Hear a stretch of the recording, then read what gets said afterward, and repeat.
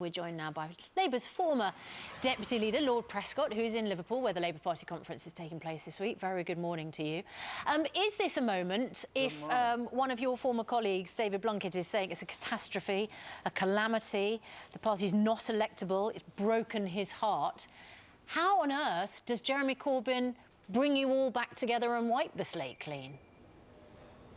Well, he wrote this article after 300,000 voted for Jeremy. The party twice elected the leader. That's quite remarkable. So David comes along now, says it's a catastrophe, captures all the news instead of being the economy, which I think you had MacDonald on this morning. All you talked about was David Blunkett, it's catastrophe, and not about what the people want to know about Labour, is to tell them what our policies are. You know, the Daily Mail and yourselves is putting the media to the front. Let us talk about the policies of the Labour Party. That's what they want to hear. Talk about the economy. With great respect, Lord Prescott, you know, because you've been in this game a long time. Hang on. You're going to insult me now when you use the word respect. You always lead in with something else. What is it?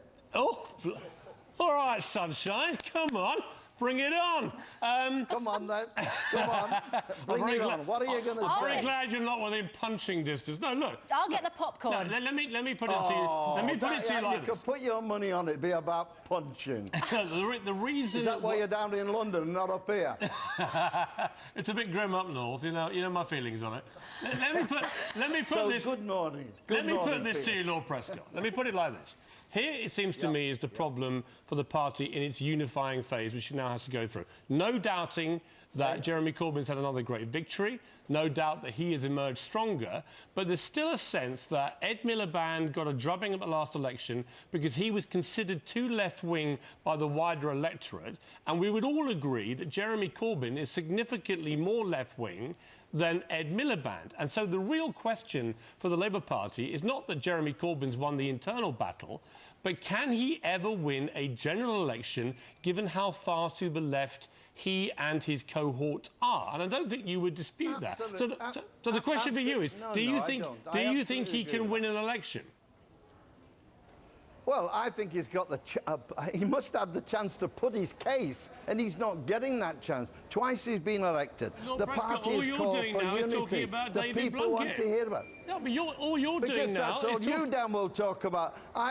Well, what did you do with MacDonald this morning? I talked to... Well, we talked I watched it. OK, I'll tell you what we did with John McDonnell today. We talked to him about the fact that on the day Jeremy Corbyn, his guy, has just had this big win, one of the great grandees of the Labour Party, who was very successful and was part of a party, including you, that got elected numerous times and could actually do things with that electoral power, that he genuinely believes the party, as many people do, is heading over a cliff, is unelectable, it's a catastrophe, and it's going to lead to a split in the party. This is not something we've invented. It's not something David Blunkett's invented.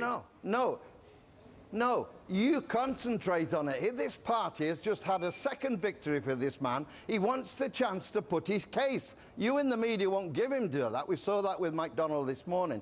The party wants to put its case to the people. They've decided about the leadership. Why don't you give them the chance? Because he's had the most vicious campaign by any media. 172 Labour MPs. Wait a minute. 172 Labour MPs that signed and voted no confidence in him. So why should we have confidence in him? I know you've got to... Well, there were 300,000 members here voted for him twice. He increased his vote. It's not just about MPs. They're an important part of it. But look, the MPs got themselves into an argument. They've got a negotiating clip now.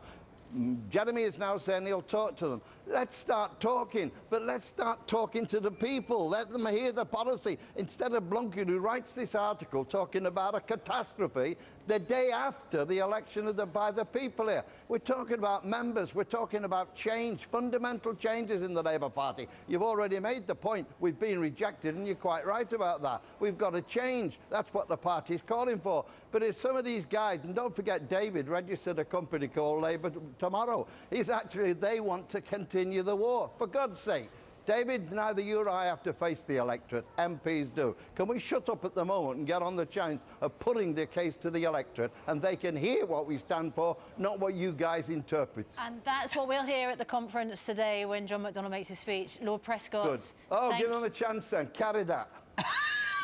Can I just say, on a Cheerio, personal note, Piers. how thrilled I am to have had you on the show today. Your pugnacious style is something I hugely admire, Lord Prescott.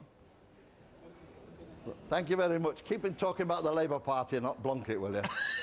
Well, you spent the last 10 minutes talking about All Blunkett, right, so the rule applies to let's both of move us. I know, on. you- I'm he said gonna this wipe. morning, Barely this is stopped the you big news mentioning for the the guy. country. Me. Blunkett. Every quiet.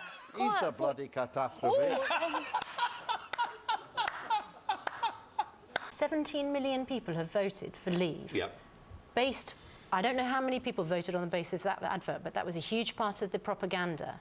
You're now saying that's a mistake? We have a £10 billion a year, a £34 million a day featherbed. That is going to be free money that we can spend on the NHS,